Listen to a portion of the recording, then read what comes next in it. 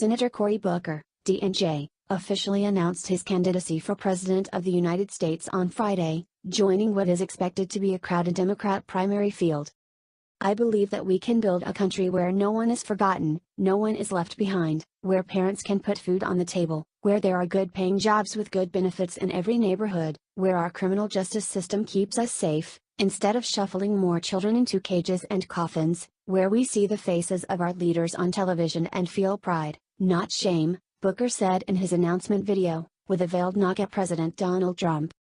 "It is not a matter of can we, it's a matter of do we have the collective will, the American will?" he added. "I believe we do." Booker enters what is shaping up to be a crowded presidential primary, with three of his fellow Democrat senators, Elizabeth Warren of Massachusetts, Kamala Harris of California, and Kirsten Gillibrand of New York, already either declared or exploring a run. However, he has spent months telegraphing his intentions to join the race, visiting the early voting states of Iowa, New Hampshire, and South Carolina to build connections with key power brokers. Booker, a former mayor of Newark, New Jersey's largest city, won a special Senate election in 2013 to replace Senator Frank Laudenberg, D&J, and then won a full Senate term in 2014.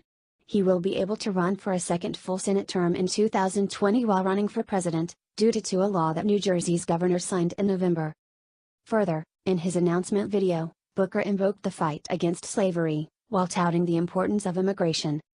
"The history of our nation is defined by collective action, by interwoven destinies of slaves and abolitionists, of those born here and those who chose America as home, of those who took up arms to defend our country and those who linked arms to challenge and change it," he said.